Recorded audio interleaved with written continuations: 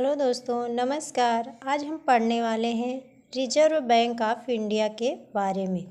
सबसे पहले east India company के द्वारा 1806, 1840 और 1843 में 3 प्रेसिडेंसी बैंकों की स्थापना की गई थी। 1806 में बैंक ऑफ बंगाल, 1840 में बैंक ऑफ बॉम्बे, 1843 में बैंक ऑफ मद्रास की स्थापना की गई और 1921 में तीनों प्रेसिडेंसी बैंकों को मिलाकर इंपीरियल बैंक ऑफ इंडिया बना। और जब इंपीरियल बैंक ऑफ इंडिया बना तो यही बैंक सेंट्रल बैंक के रूप में कार्य कर रहा था और 1955 में ही इंपीरियल बैंक ऑफ इंडिया का नाम बदल करके स्टेट बैंक ऑफ इंडिया कर दिया गया। 1926 में हिल्टन यंग कमीशन के द्वारा एक अलग से सेंट्रल बैंक की मांग की गई थी हमारे भारत में। 5 मार्च 1934 को भारतीय रिजर्व बैंक अधिनियम 1934 बना दिया गया। आरबीआई की जो स्थापना की गई वह 1 अप्रैल 1935 को की गई। जब आरबीआई की स्थापना 1 अप्रैल 1935 को की गई थी तो उस टाइम यह प्राइवेट बैंक के रूप में कार्य कर रहा था।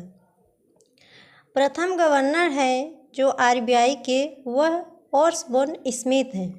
राष्ट्रीयकरण जो हुआ है हमारे आरबीआई का वह 1 जनवरी 1949 को हुआ और जब इसका राष्ट्रीयकरण कर दिया गया तभी से यह गवर्नमेंट बैंक के रूप में कार्य करने लगा। जो आरबीआई का पहले मुख्यालय था वह कोलकाता में था, लेकिन वर्तमान में आरबीआई का मुख्यालय जो है वह मुंबई में है।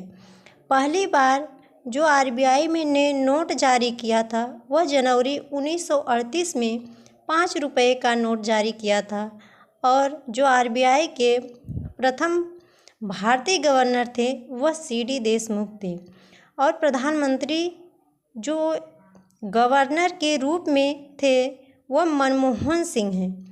आरबीआई का जो लोगो है वह ताड़ का वृक्ष और रॉयल बंगाल टाइगर है। रिजर्व बैंक केंद्रीय मंडल के द्वारा अपना काम करता है। इसमें एक ऑफिशियल डायरेक्टर्स होते हैं, दूसरा नॉन ऑफिशियल डायरेक्टर्स होते हैं। ऑफिशियल डायरेक्टर्स में एक गवर्नर होता है, 4 डिप्टी गवर्नर होते हैं और नॉन ऑफिशियल डायरेक्टर्स में 10 डायरेक्टर्स होते हैं और 2 गवर्नमेंट ऑफिसर होते हैं। 4 डायरेक्टर प्रत्येक बोर्ड से होते हैं। जो आरबीआई के कार्य होता है वह मुख्य कार्य 2 हैं, जिसमें एक मुद्रा जारी करना है, दूसरा साख का नियंत्रण करना है। 2 रुपये से ऊपर की मुद्रा आरबीआई जारी करती है, 2 रुपये से कम की मुद्रा भारत